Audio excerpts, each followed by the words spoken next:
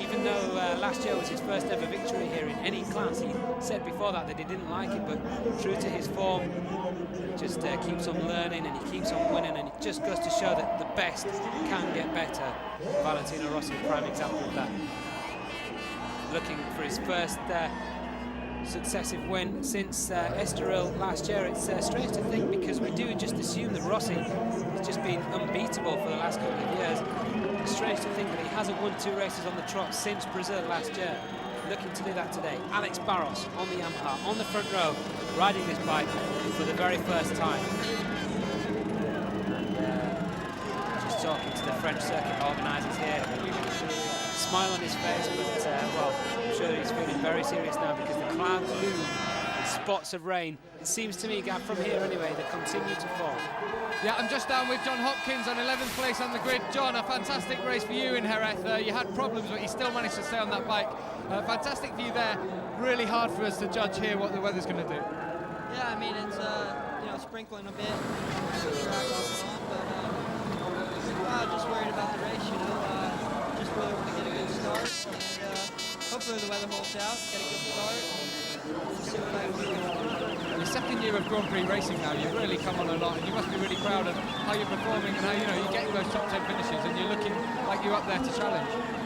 Yeah, you know, right now, you know, I'm just doing what, you know, what I'm capable of, and giving 100% all the time. So, yeah, I mean, that's just basically the goal, give 100%. Hopefully it's good enough to get the points in the top 10.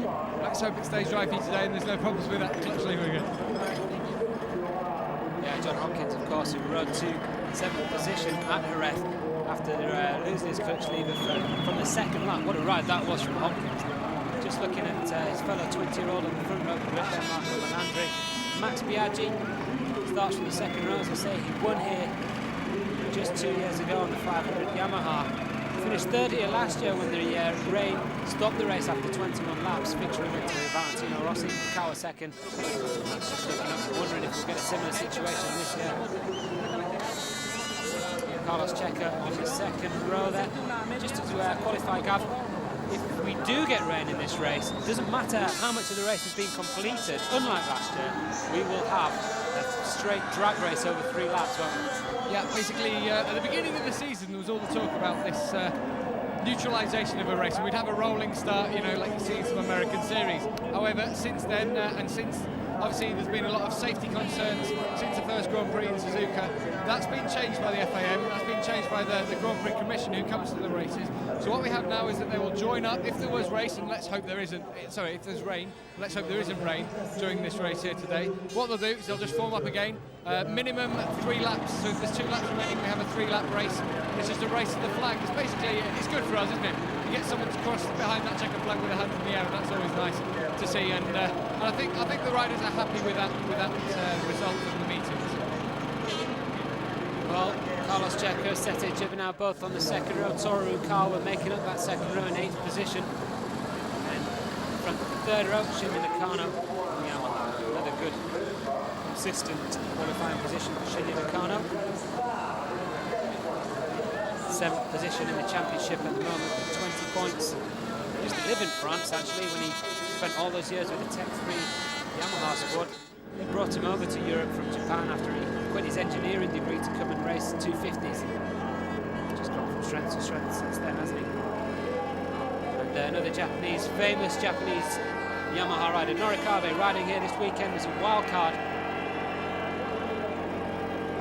His last wildcard rides of the season for Norikabe, and it's proving that perhaps teams were wrong not to get him around for this year by qualifying in 10th position. There's John Hopkins, we just spoke to him, in 11th on the third row, looking to get a good start, just as he did at Jerez 2 weeks ago. What a start it was as well. He was lapping up there third in the opening couple of laps before he lost his foot peg, or rather lost his clutch lever.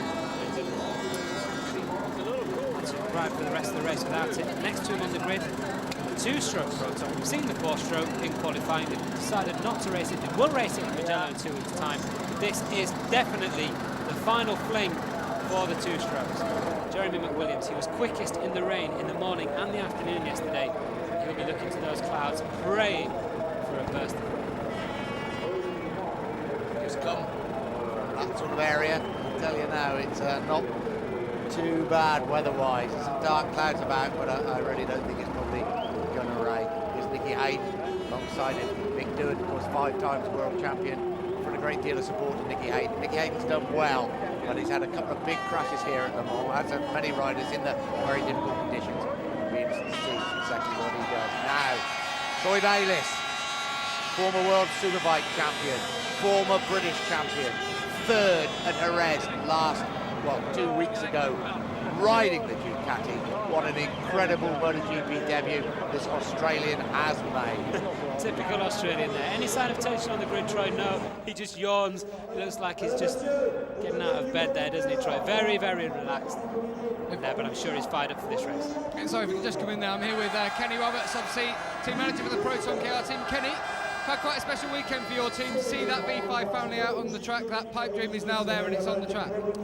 Well, that's right, absolutely. But it's a long way from being what we want, obviously, and it's going to be a lot of work yet. It's not all roses yet.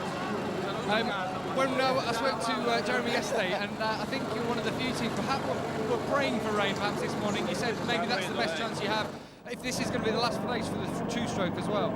That's why we built a 5-cylinder. We don't want to pray for rain anymore. We want straight line speed, and it's going to be a little while before we get that, but we're on our way. And yes, of course, the 3-cylinder goes around the corner is very good. In the wet is very good. Yeah, we're praying for rain. Thanks very much for that, Kenny. Cheers.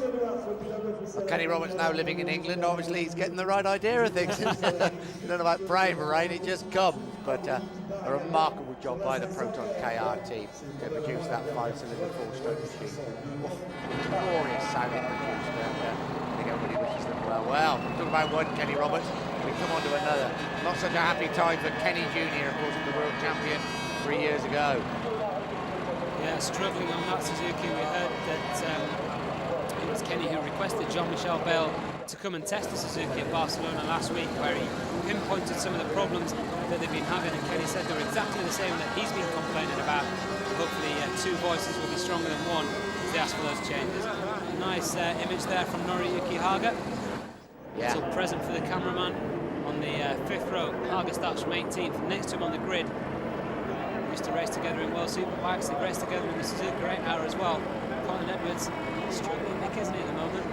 Yeah, he is. I think I knew he'd never think it would be easy to come into MotoGP. They've had their problems more with the bike than I think with him. Come on to Nobuatsu, who I think was just talking about. Capable of doing anything, Nobuatsu, on the right day. I think he was praying for rain there. Who knows? It may still come, but happy, I think, to ride the 4-stroke during the qualifying and just to show the way ahead. But it's a very, very interesting grid indeed. Back to Colin Edwards, I think it's more mechanical problems as is happening to these chaps, Andrew Pitt, Gary McCoy, or Kawasaki. It's a tough time, but I've got to say I'm impressed with Andrew Pitt. He's really stuck to his cards with me. Certainly has, and he's out-qualified his teammate here, Gary McCoy. McCoy back in 22nd place on the grid on the back row. He was 6th fastest yesterday in the wet, which we didn't expect really from McCoy. He's never really been a good wet rider, certainly not on the 2-stroke, but perhaps just happy getting that Kawasaki moving around yesterday. Yeah, I'm just actually with Andrew Pitt now. Andrew, not nice to be this far back on the grid, but in the wet conditions, the bike was okay. What were you hoping for today?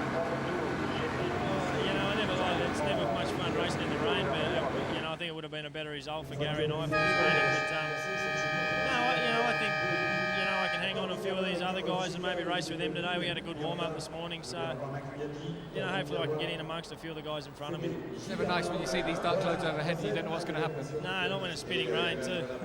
Okay, Andrew, all the best today. Cheers. Sorry, Gavin, I've got to just come in because he said spitting rain. Is it spitting rain down there? Yeah, it's as I said to Matthew earlier, just sprinkling lightly. I don't think it's enough for them to worry at the moment, but there are some horrible and nasty-looking clouds really menacing around, just circling around the circuit here. I wouldn't want to be one of these riders not knowing what's coming up now. Anyway, they're all going to be going out on dry tyres, I think, because they're taking the tyre warmers off now, so they haven't got much choice. Well, Gav, I think your role today is going to have to switch from pit lane reporter to weather reporter, because we're going to have to keep a very close eye on these clouds. And as we saw last year, in fact, it was a different parts of the circuit where it starts raining. Sometimes it can be raining on one side of the circuit and not on the other. So we can be looking at something that looks completely dry, and then the clouds are bursting on the other side, and we don't know. So we're relying on you, Gav, and the riders, of course. I'm sure will let us know if the track conditions get too dangerous. We'll put the hand up, we'll get a red flag, and we'll restart.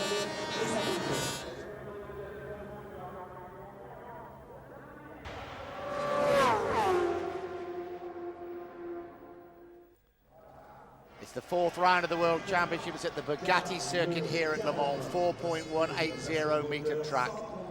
The front row, Valentino Rossi, Alex Barros, Loris Capirossi, and the 250cc world champion, Marco Melandri. Second row, Max Biaggi, Carlos Checa, Sete Gibernau, and Toru Kawa. Third row, Shinya Nakano, Norik Abe, John Hopkins, and Jeremy McWilliams. Fourth row, the AMA Superbike champion, Nicky Hayden, with former World Superbike champion, Troy Bayliss, Makoto Tamada, and Olivier Jacques. We then have Kenny Roberts, Noriyuki Haga, Colin Edwards, and Nobuatsu Aoki. In the very back row, Andrew Pitt, Gary McCoy, and making his debut here this weekend in the Telefonica Movistar Honda team, Ryuichi Kiyonari. That's the grid. This is the picture from the helicopter. This is the championship positions. Rossi leads the way on 70. Max Biaggi second on 56. Troy Bayliss third on 40. Then Sete Gibernau 38. Alex Barros 30. Toru Okawa 23. Shinya Nakano 20. And Nicky Hayden 18. We're just looking for rain spots, don't we, on the camera lens as they come and focus in on Valentino Rossi. Yeah, any sign would not be a surprise of rain here, because the black clouds are literally hovering above us here in the commentary box, and we're right above this start-finish straight. We're looking down on the riders as they prepare for the warm-up lap. On board with Olivier Jacques there, former 250cc world champion, riding in front of his home crowd, starting from 16th on the grid. Valentino Rossi awaits the signal to lead these MotoGP riders around for the first time. Ride with Valentino Rossi. Strange weather. I think it's the camera can tell a bit of a lie, but it's almost a bit of sunlight there as they come up towards the Dunlop chicane, through the chicane, and down the hill towards the right-hander.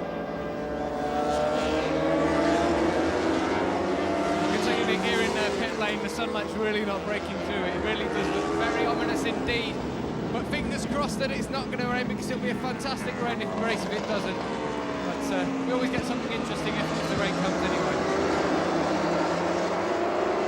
Well, apart from Valentino Rossi, the only guys on the front row, well, Alex Barros and Valentino Rossi were the only guys from the front row who were able to lap in the top 10 in the wet.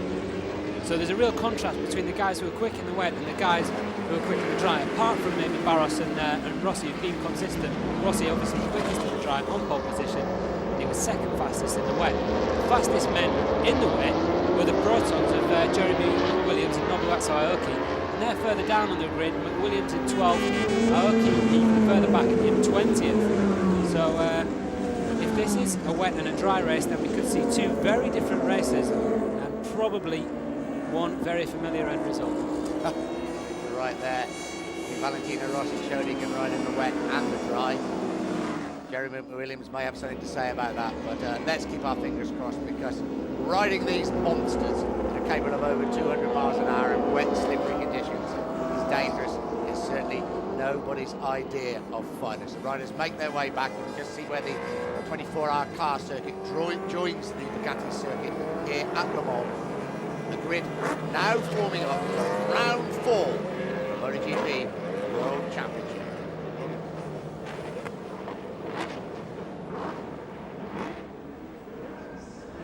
Valentino Rossi makes his way to the front in pole position.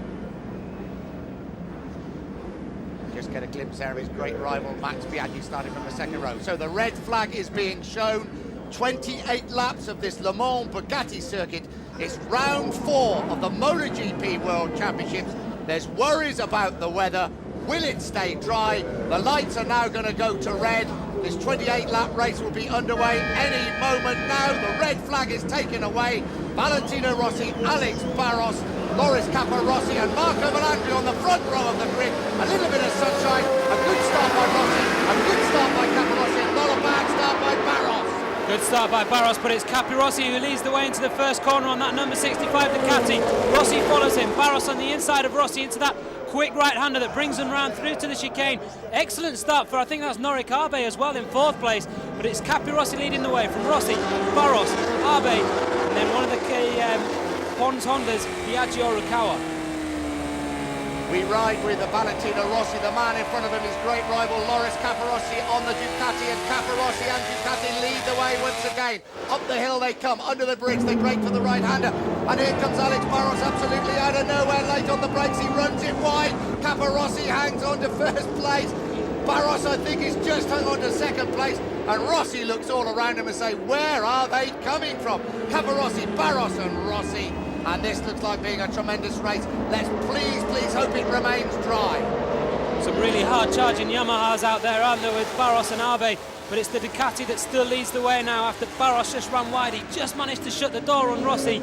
Rossi now in 3rd place, on board with the Italian, and there is the rear of Alex Barros, just in front of him, that distinctive red of Loris Capirossi from the front row on the Ducati. Great start as well from Noric Abe, riding as a wild card. Probably his last appearance this season as a wild card. He's just showing why perhaps Yamaha were wrong to let him go and not be a factory rider at the start of this year. Good ride from Marco Melandri as well in his 2nd appearance, but Barros is in front of Capirossi. Barros on the Yamaha now leading the way. What a performance from Alex Barros so far, almost back to 100% fitness after damaging his leg in the first round at Suzuka, and leading this French Grand Prix after 1 lap. Up the hill, the very fast right-hander before they break for the chicane. Barros leads the way, Capirossi 2nd, Rossi looking threatening in 3rd place. As you say, a tremendous ride by Noric Abe. And Barros, the last of the late breakers, absolutely climbing. Just got a glimpse there of Jeremy McWilliams. We ride with Loris Capirossi. There is Valentino Rossi. There's no doubt about the man that leads the way. It's the Brazilian Alex Barros on the Yamaha. Rossi in 2nd place. Capirossi now 3rd. Noric Abe trying to go up the inside. Real confusion there. Carlos Checa is there as they tip into the left-hander. That was Marco Melandri, wasn't it, up on the inside of Abe there as well. So Melandri then in 4th place, and Abe having to hold off Carlos Checa on that number 7 Yamaha. Melandri's teammate up on the inside, and it looks as though Abe's just got Melandri out of the way there. In fact, he has. Abe's up to 4th, Melandri drops to 5th, Checa in 6th. 1.5 laps gone. The Brazilian Alex Barros leads. Valentino Rossi 2nd, Loris Capirossi 3rd. The battle of the Yamahas raging behind them. What a ride by Marco Melandri just 7 weeks ago. He broke his right leg at Suzuka in Japan. Max Biaggi up on the inside of Carlos Checa. Melandri now on the inside of Noric Abe. What a ride from the 250cc world champion. Just his 2nd appearance in MotoGP. Started from the front row, the 4th youngest ever front row starter in MotoGP. Behind Abe, Momola and Spencer, and he's riding the wheels off that Yamaha so far. Well, this is more like a 125cc race as they flash across the line. 160, 170 miles an hour as they come into the very fast right-hander. Rossi 2nd, Barros 1st, Loris Capirossi, Marco Melandri, what a ride by him. Abe, here comes Max Biaggi around the outside as they break for the chicane. Oh, great braking there by Biaggi, almost scoops up 2 Yamahas. In the end, he just scoops up 1 through the Dunlop chicane. Down the hill they go. Rossi now closes on Barros.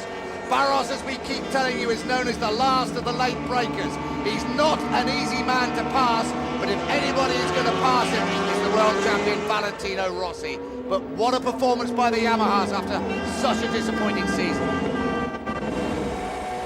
Yeah, well, this circuit has always been good for Yamaha. Nobody seems to really know why that is, but certainly under the heavy braking zones at the end of these longer straights, the Yamaha chassis does seem to perform particularly well. And we all know that Alex Barros in pre-season testing was the one man who looked like he might challenge Valentino Rossi. It's not been the case on the first few races, mainly because he's been injured, but we've got a Yamaha down, and that's Carlos Checa.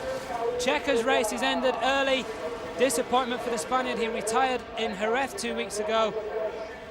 Now then, well, straight high side for Checo, wasn't it, there, coming through that right-hander. Just flips over the top of his Yamaha, but fortunately he's back on his feet. And that's one Yamaha that won't be performing well at the here this weekend. Checo finished second with 25.5 laps to go. Rossi, that Yamaha at the front is performing well. It's Alex Barros. Then we have Loris Capirossi, Marco Melandri, as we say. We can't speak more highly of him. The 20-year-old who lives in England, the Italian.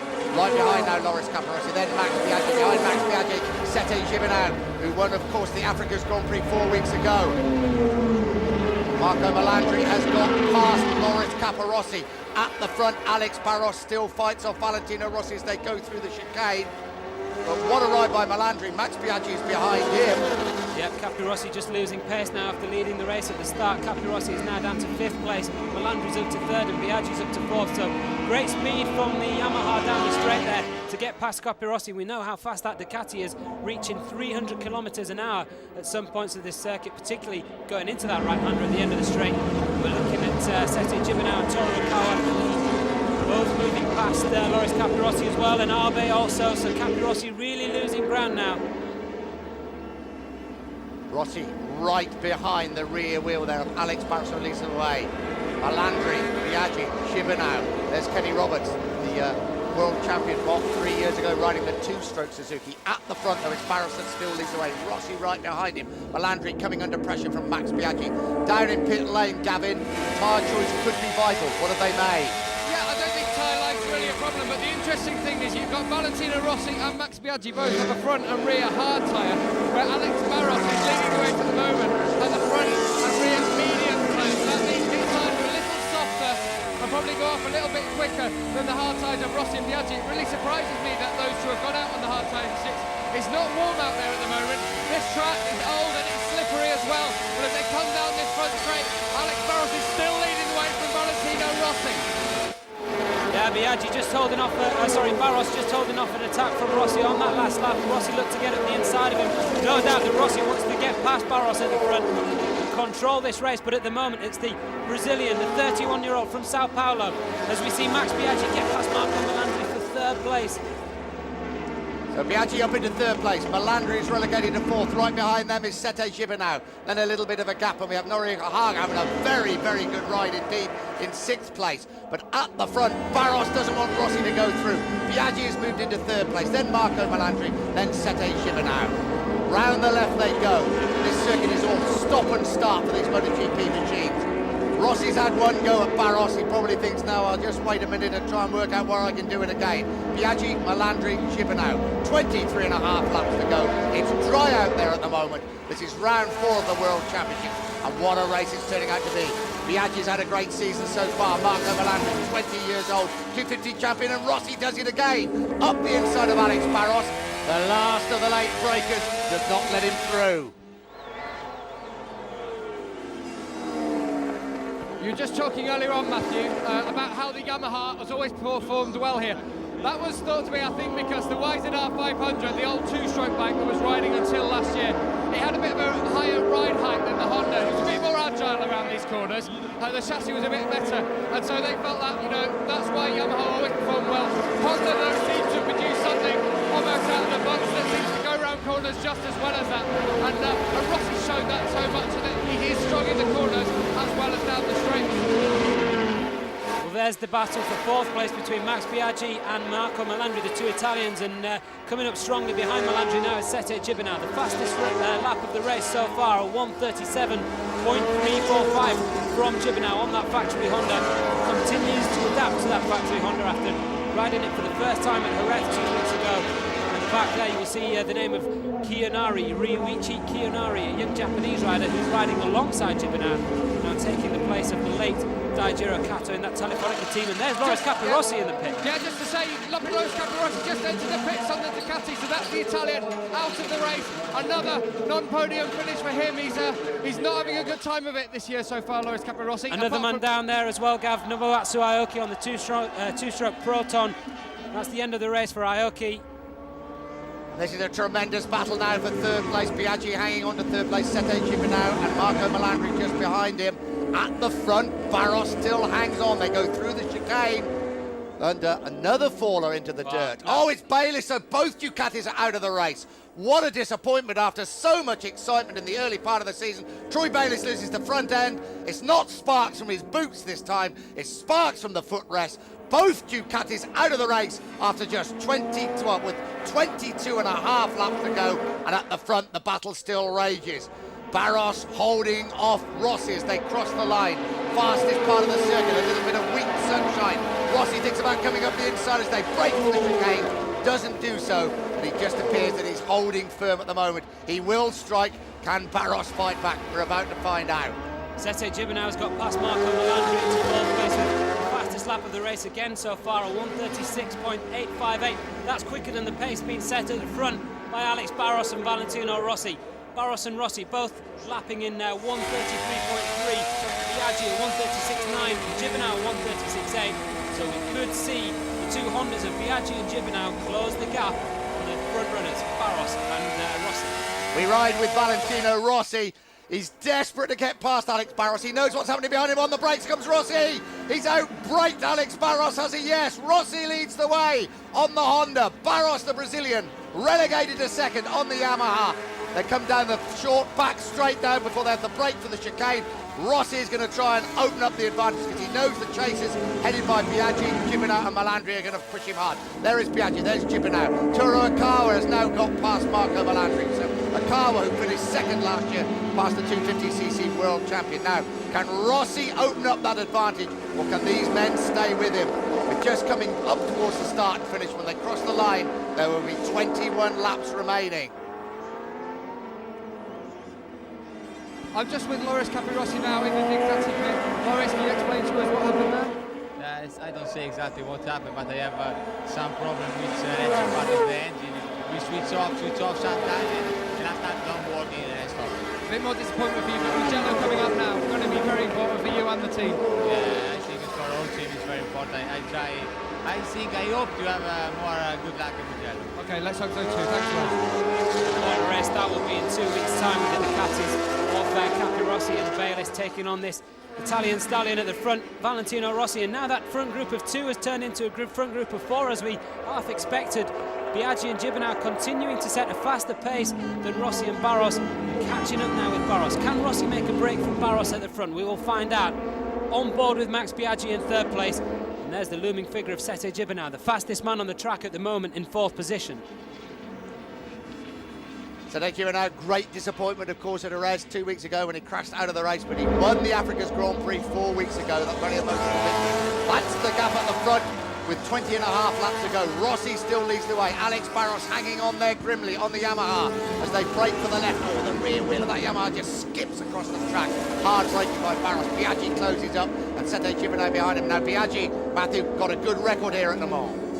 Has he won the 500 race here 2 years ago on the Yamaha, as Gav was saying, that Yamaha 500 worked particularly well here, and Biaggi won that race. He's been on the podium here for the last 3 seasons, and he's been on the podium at every single race so far in 2003. So Biaggi, a really good bet if you're a betting man for an each way on a podium for Biaggi. There he is in third place, but I'm sure he'll be looking to go one better than that. He's keeping pace now with Valentino Rossi, as is Barros, as is Gibernau. Gibernau still the fastest man on the circuit, that time of 1:36.803, just around 1/100th of a second quicker than Rossi. There is Sete Gibernau. He rode momentarily with Max Biaggi, who was just leading the way. This is at the Dunlop chicane. That's the gap from the helicopter shot. And certainly Biaggi and Gibernau are now closing on Barros, and certainly Valentino Rossi at the front has decided it's time to get on his bike and get away from his pursuers, and he's doing exactly that, because I think Rossi is very mindful of what happened here last year when the race was stopped because of the rain. I think he had a lot to do with the stopping of the race. He put his hand up as soon as the rain arrived. He's not probably too sure of the Duckworth-Lewis rule of Grand Prix motorcycle racing, but so I think he wants to open up a big advantage as he can. But it's a really good battle now for second place. Barros just leads away from Biaggi and Gibernau, and Akawa going very well in 5th place. Melandri 6th, Abe 7th, Haga 8th, Nakano 9th, Olivier Jacques 10th, Nicky Hayden in 11th place, Kenny Roberts 12th, John Hopkins in 13th place, Makoto Tamada in 14th spot.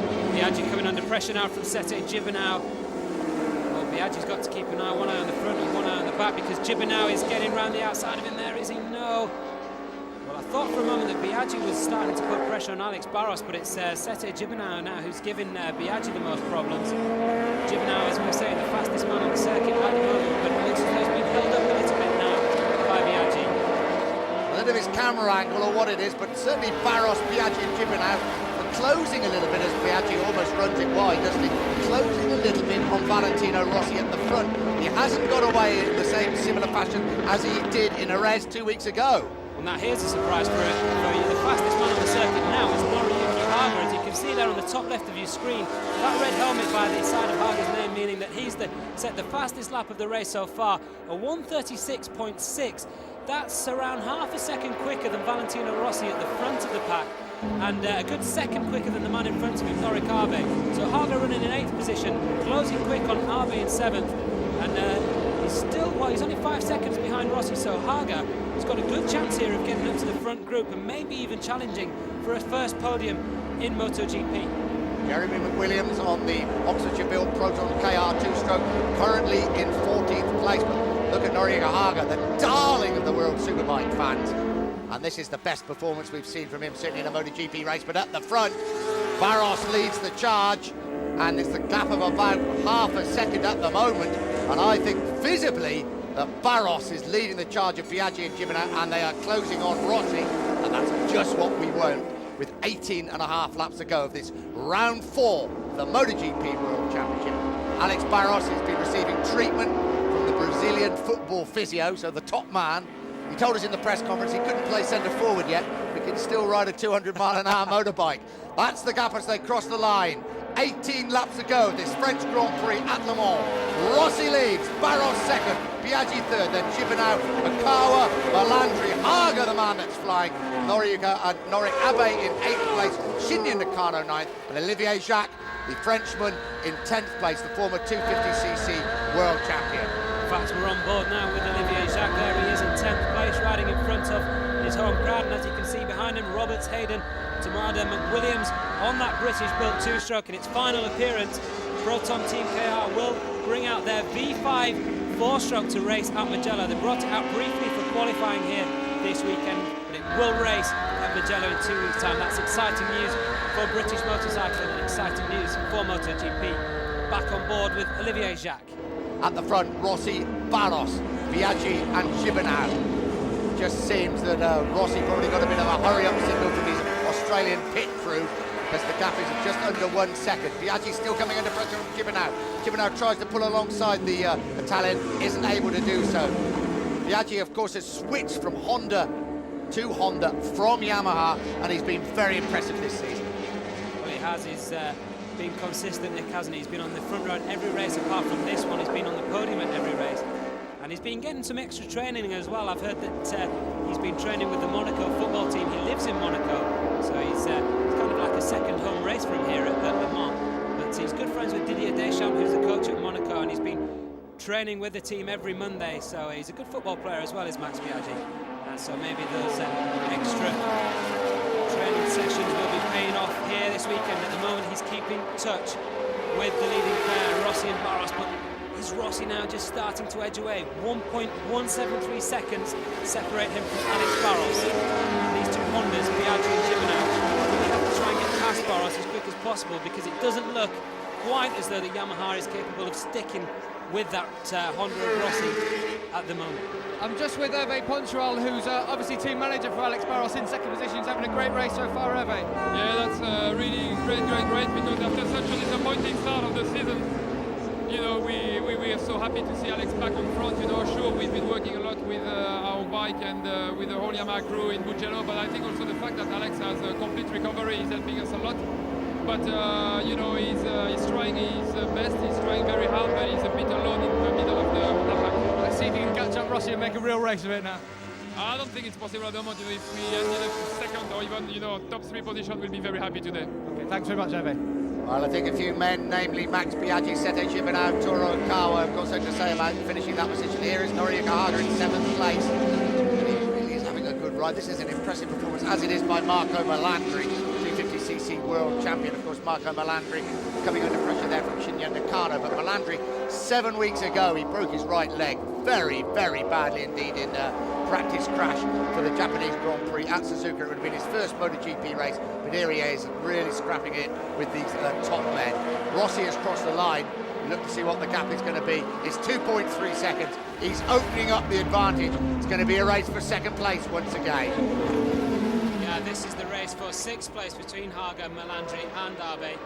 And there is Ryuichi Kiyanari, we mentioned him earlier on that Honda. He's a former Japanese Supersport rider. He won this Japanese Supersport Championship last year. He finished 2nd in the World Supersport Championship round at Sugo last month. He's been drafted into this MotoGP squad as not a direct replacement for Daijiro Kato. It would be a bit harsh to say that. But Kato's factory bike has now been taken over by Gibernau, and the privateer bike, or the satellite has now been taken over by this one, and he's making, well, he's just picking up experience this week. This is the battle for second. Rossi's gone. There's Barros. There's Biaggi, Gibernau and Akawa. And Akawa also has got a very good record at this circuit. Won a 250 winner and second last year behind Rossi, who was then his teammate. So don't rule him out at the back of that pack. No, he's got a good record here, Toro Akawa, as you said. He's got his work cut out here, hasn't he, to try and stay with Gibernau and Biaggi, because they've been setting a good pace. Although one just thinks they have to get past Alex Barros now. And we heard from Hervé Poncharal, the team manager of this Team 3 team, this Yamaha factory team, and he said that they'll be happy with the podium finish, and I think that that's very much the case, because there's 2 guys here looking to get past them. 3, all on Hondas, all on Akawa and Gibernau on factory Hondas, Biaggi on a privateer Honda. Jeremy McWilliams, could this be the last time we ever see 2? Certainly could be. He's currently running in 13th place, as we've heard. They want to run the 4-stroke at the next Grand Prix at Mugello. Just to prove Rossi's dominance here this weekend, even after just 5 laps of the first qualifying session, he was doing laps of 1 minute 36, and that's race pace now. That just shows how dominant that he's got that Honda, and how comfortable he feels on it. He can come straight here. The spots of rain falling now on top. I don't know whether it's going to be enough to stop the race, but the spots of rain falling here in Le Mans. Well, 15 laps to go, then if the rain starts falling, we will get a red flag, and the riders will come in. They'll get a chance to change their tyres for wet tyres and come back out for the final 15 or 14 laps. It will be taken back to the previous lap, so we would have 15 laps. We're looking now at the World Superbike champion, Colin Edwards. I think he's currently running in 15th place, because I think that's Nicky Hayden, the current American AMA champion, just in front of him. This is Nicky Hayden's teammate, Valentino Rossi. You can bet the first spot of rain he gets on his visor, he will be thinking very hard about it. Barros still fighting off the Hondas, but you've got Akawa has now got in front of Gibernau. So the Honda Pons machines are now in 3rd and 4th place. And you just feel that Biaggi wants to get past Barros, but Akawa is giving him problems from behind. So, as it happened before, he's got problems at the front from Barros getting past him. Now he's got his own teammate right behind him, and Sete Gibernau currently in 5th place. The wind's whipping up around this pit lane as everyone gets to their feet as they come. And there are more rain spots falling, but I don't think it's going to be enough to stop it at the moment, but this wind could be bringing in more rain. Toru Okawa just getting past Max Biaggi there as well, so Okawa now on the charge and challenging Alex Barros. As Nick Riley said, he's got a good record here, Toru Okawa. He won the 250cc race here in 2000, and he finished 2nd here behind Valentino Rossi last year. And he's got a lot to prove this year. He's not doing so great in the championship after 3 rounds. He's challenging Alex Barros now for 2nd place after just dislodging his teammate Max Biaggi. He's a man on a mission, I think, Toru Okawa. He likes proving people wrong, doesn't he? And he's going to get past Alex Barros any moment now. I'm absolutely sure of that, and try and set off Valentino Rossi, who was his teammate last year, who he finished 2nd to in the race here last year. But Barros is a very, very difficult man to overtake. We had Mick Doohan in the box here 2 weeks ago, and he was smiling, wasn't it, when we were talking about trying to outbreak Alex Barros. Akawa, look, he tries absolutely everything to outbreak Alex Barros. Barros just remains there and says, you've got to do better than that. You are not going to go past. Well, Toru Okawa is one of only 4 riders to have beaten Valentino Rossi in the past couple of years, and all 4 of them are there lapping with him. Alex Barros, Max Biaggi and Sete Gibernau, the only other 3 riders to have beaten Valentino Rossi since the start of this new MotoGP class. So all of them know what it's like to get past the Italian. They all know what they've got to do over the next 13 and a half laps. And the first thing for Toru Okawa to do is get past Alex Barros. In the pit lane now, all the teams are changing the setups on the spare bikes that are in here. They're allowed to change their bikes when they come in, and they've got the steel brakes on the front. At the moment they're running carbon brakes for dry weather, but when they get on the wet layer they use steel brakes. That's because they can run at much cooler temperatures than those carbon brakes, which need to be very hot indeed to pull on the braking power. But the rain is starting to come down a bit heavier now, and I fancy that there'll be a red flag soon enough. Up through the chicane they come, and if it's going to be slippery, it's going to be slippery there. Still Barros hangs on. Barros from Makawa, Biaggi, Gibernau, Haga in 6th place, Abe Melandri. But we really look for any spots of rain on the camera lens, any spots of rain on the screen of the fairings or on the riders' visors. I can tell you they'll be looking for it a lot more than we are up here in the commentary box, because it's very, very important. There is Akawa, Biaggi and Gibernau, and you just sense the feeling that they've eased the pace a little bit because they are worried about the rain as well. Rossi will probably make the decision. If his hand goes up, you'll know the race will be stopped. And the red flag is out with the cross. We wait to see what has happened. That doesn't mean the race has been stopped. Certainly the race has not been stopped yet. And we wait to see, but they still continue. And Rossi doesn't look like a man at the front with 12.5 laps to go that wants to stop the race. The race is continuing despite that white flag with the red cross. And Valentino Rossi still leads the way. Alex Barros still in 2nd place. Toru Akawa 3rd. Max Biaggi 4, Sete Gibernau 5, and Noriyuki Haga is catching this group. They seem pretty confident in pit lane that it's going to be stopped now. Everyone's moving back from the pit wall. They seem it's going to be stopped. Let's see what happens. Well, we're looking at that white flag with the cross there. What that actually means is the neutralisation of the race, which was a new rule that was brought in this year. The idea was when rain comes at this point of the race, the riders would come back in, and then they would come back out for a rolling start and follow the race neutralisation. That rule has since been thrown into the bin because the riders weren't happy with it. This new commission. Rossi puts his hand up. Rossi puts his hand up on a slight skip, and you can see why he's put his hand up. The rain is coming down.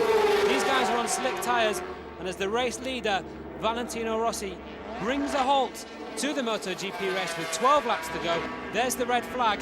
Now the riders are going to come round and come back into the pit lane. That's where Uagav fills in. Frenetic activity here. I was just in the Honda Pons team, and when Rossi put his hand up, they all threw their heads back. They didn't want this race to be stopped, but there was enough rain falling for Valentino Rossi. Down here in pit lane, it doesn't look like there's enough, but well, if Rossi's put his hand up, that's the way it's got to be. The race is going to be stopped. They're going to be brought into the pits, and we get another restart. Duckworth Lewis, here we go. It gets a little bit complicated. It doesn't get too complicated, but you can see riders are running off the track. Valentino Rossi almost slid off the track, didn't he? When he was one-handed, he had one hand in the air, up at the chicane he came. And whatever flags race directors or people show, if the world champion and the leader of the race puts his hands up and says they'll stop, everybody else follows suit because they know it's the time to stop the race. These guys are on slick tyres. They're riding motorcycles that are capable of over 200 miles an hour. You cannot ride them on slick tyres in wet conditions. You can see there from the onboard camera from Olivier Jacques the droplets of water all around his fairings, absolutely no doubt. And there was no doubt either from that little skip that Valentino Rossi had as well. What we get here at Le Mans as well is that often it rains in certain parts of the circuits and not in others, so whilst in pit lane it might be dry and the team's not too happy about the race being stopped, down on the bottom side of the circuit it can be pouring down with rain, and as you can see, that's certainly the case. No, the rain's really picking up now, and it's coming down in pit lane. I think they'll be happy enough that this race being stopped. In fact, it's coming down very heavily indeed, so it's definitely going to be the wet settings that are going onto the bikes. So they've got their spare bikes ready. As I said, the steel brakes go onto those bikes. They perform in these cooler conditions. They'll be going out with wet tyres as well because the rain really is coming down, the wind's whipping up, and Valentino Rossi comes into the pits now to change his bike. Scuds of rain, I think we call it in Oxfordshire, but scuds of rain it is. It's heavy April-type showers here in May, and just look at that rain now. It is absolutely pouring down. In some ways, that's probably good news for the riders because they'll come in, they know exactly what they've got to do. They've got to fit wet weather tyres. What they didn't want to have to do is start making choices, start worrying about what tyres they're going to use. That makes it pretty simple, but it's a tough worrying time for the riders. You look at Max Biaggi now, he'll have one quick with Antonio Cobas, that's the technical director of the Pons team, and now he'll concentrate, he'll just settle down and keep his sort of brain and his whole direction in race mode. Well, just confirmation of the procedure now. The race will restart after we have this break in the pit lane. In around 20 minutes' time, the riders will go out again, we'll reform the grid, we'll have 2 warm-up laps, and then the race will get underway.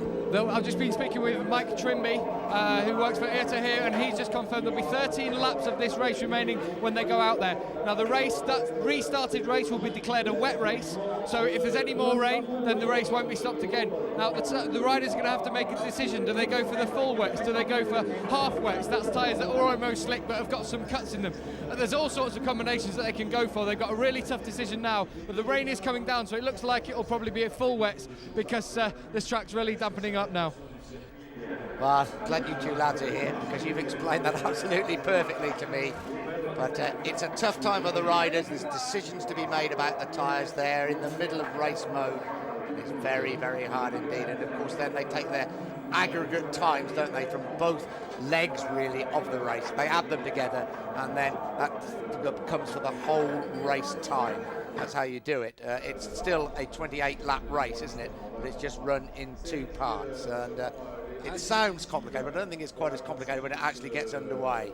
Well, there's been so much confusion about this since they changed the rules and then changed them back again. This aggregate times thing, it was disbanded when they decided to go with the rolling start. But I've been checking through the rules this morning, and I can actually work out whether it was we're going back to aggregate times or whether it's just a straight wet race with 13 laps.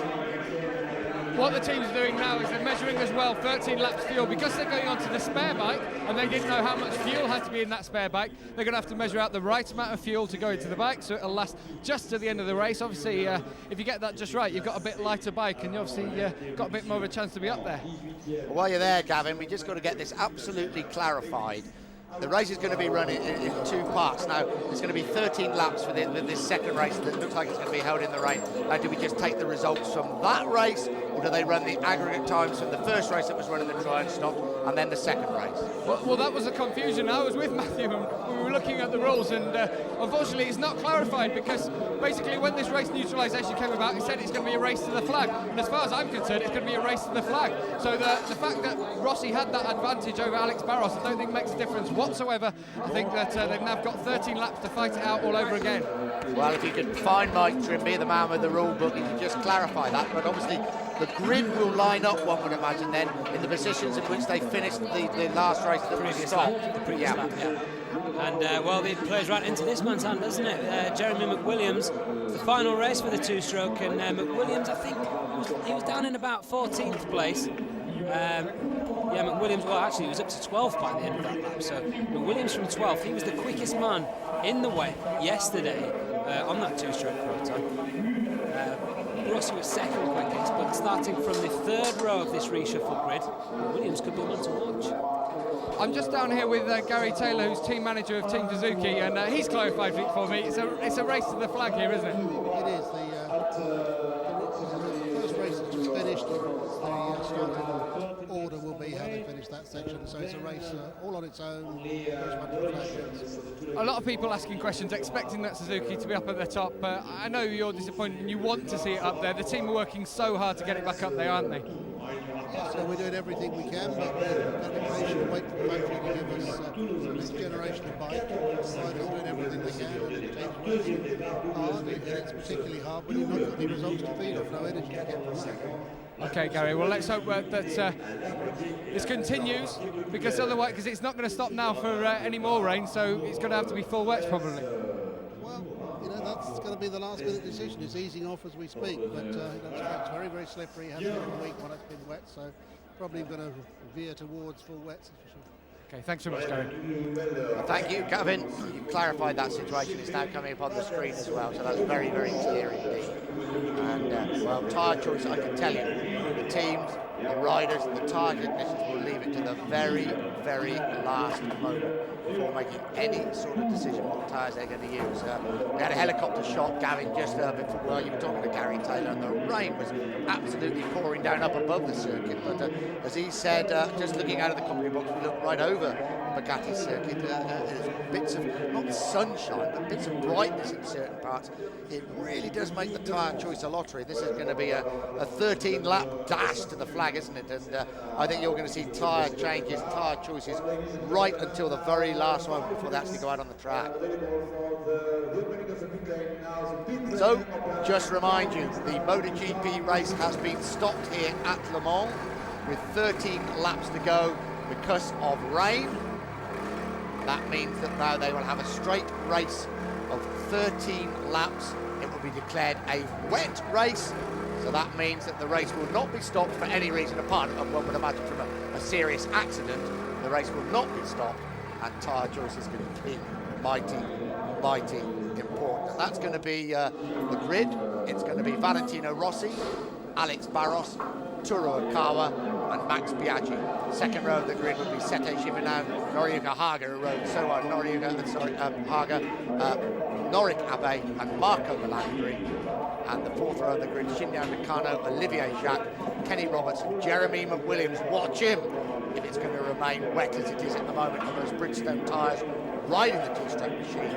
And the next row of the grid, Colin Edwards, Tamada, Hayden and Hopkins. There was Kenny Roberts just running off the track at the end of that wet lap, and that's why this race is stopped. Of course, very, very dangerous for the riders to be out there on slick tyres. They come back in to change for the full wets. As Gav was explaining, most of them having a completely different bike because they have a wet setting and a dry setting, particularly on a day like this, and you're not sure what the weather's going to be like. Switch bikes, wet setting, wet tyres, and come back out. Toro Kawa might fancy this.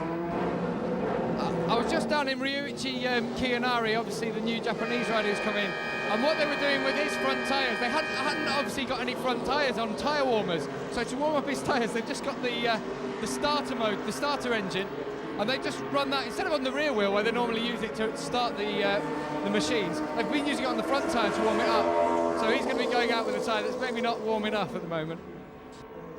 It's still wet out there. We just watch Shinya Nakano out there, and it's very, very wet indeed as he gingerly feels his way through the chicane. We had a very wet qualifying and practice session yesterday, and my God, it was slippery out there. It's full wets for absolutely everybody. I've just been walking down the pit lane, which is why you haven't heard from me, and basically it's full wets for every single team that I've been past. So I don't think there's much doubt about that. The sun is coming out now at the moment. Such changeable conditions, like a traditional spring day in England. I'm sure here in France it's pretty similar though. And the worry is that, of course, if they go out on full wets and it starts to dry up, it just rips the rubber off those wet tyres if the track is dry. It's a very, very tough choice, isn't it? And maybe that's why Jeremy McWilliams is someone we should be watching at the moment. Obviously, Nobuatsu Aoki retired from the race and he's out of it. So Jeremy McWilliams is going to be one to watch because he's been performing absolutely superbly on the Bridgestone tyres, which work so well in the cool conditions. They have a different tread pattern, of course, to the Michelin tyres run by the Hondas and the Yamaha.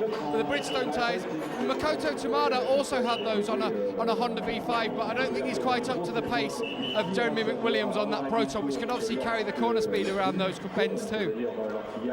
Well, there is the tread of the Michelin tyres on the rear wheel of Alex Barros' Yamaha M1. Just got a vision, or rather some images, of the start there on board with Valentino Rossi. You can see how fast they're going into turn one there. And I went up there to have a look at turn one yesterday when it was raining. I braved the wet weather, and I could not believe how fast those guys were going into that corner. It was absolutely awesome. You think that they're going gingerly around the track when it's wet.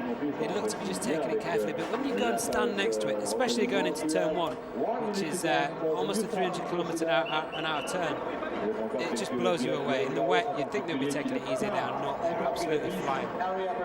And they've got it all to do again now. Alex Barros, I think he'll be pretty happy with this situation. He starts from second place on the grid. He's going to be level with Valentino Rossi, who he was struggling to keep tabs on. Hervé Poncharal, his team manager, told us that they were happy. They would be happy to finish on the podium. He didn't think he was going to catch Rossi. Different story now, Nick. It's a whole different story. The whole race is a different story. It's a new race, that's why. Now, just clarify again, I'm sorry to keep throwing the rule book at you boys. Right. Pit lane is going to be closed at any moment now. They come out onto the grid. Can they change tyres on the grid or can they not? Silence. Was there silence there?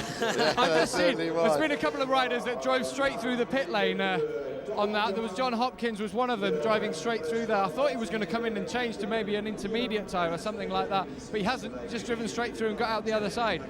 Maybe because they were closing the pit lane, that was probably a wise decision. An intermediate would be an interesting gamble, Gav, at this point, because looking at, I mean, you know best, you're down there, looking at from the commentary box, we're looking from the right side of the start-finish straight, as you can see it now on the camera, and we're looking across over to the other side, and we're seeing patches of blue sky. So, I mean, it's not beyond the realms of possibility that the sun's going to come back out here. We could see the track dry up. Someone who opts for intermediates, they'll be on an absolute charge, wouldn't they? Well, I think the problem is here that the track surface is so slippy. It's slippy in the dry, so you can imagine it in the wet. And when this amount of water has fallen on the track, it just maybe sits on top of it slightly. And the tarmac here is old as well, and this big stone tarmac, if you imagine on a normal road, you've got little stones that go into this tarmac. These are big stones, so in between them there's lots of dirt, there's lots of ruts, there's moss in there, there's all sorts, and the water sticks in there. My feeling is that full wets is the only option really at the moment, because the rain is still falling. There might be sunshine, but I think it's going to stay slippy enough for half race distance. How about if your team was having a really bad time this season and it couldn't get a lot worse, or you don't think you can get a good result? Do you take the gamble? Suzuki, would you take the gamble? Perhaps put somebody out on intermediates? It's got to be the rider's choice. Yeah. Perhaps just say, right, let's take a gamble. If it stays wet, it's going to be no good at all. But if it starts to dry, who knows? Well, that's what I was thinking. Sorry, Matthew. Just that's what I was thinking when John Hopkins came into the pit lane. Then I thought maybe, well, he's having a think now. He's having a think. Do I take the gamble and go through?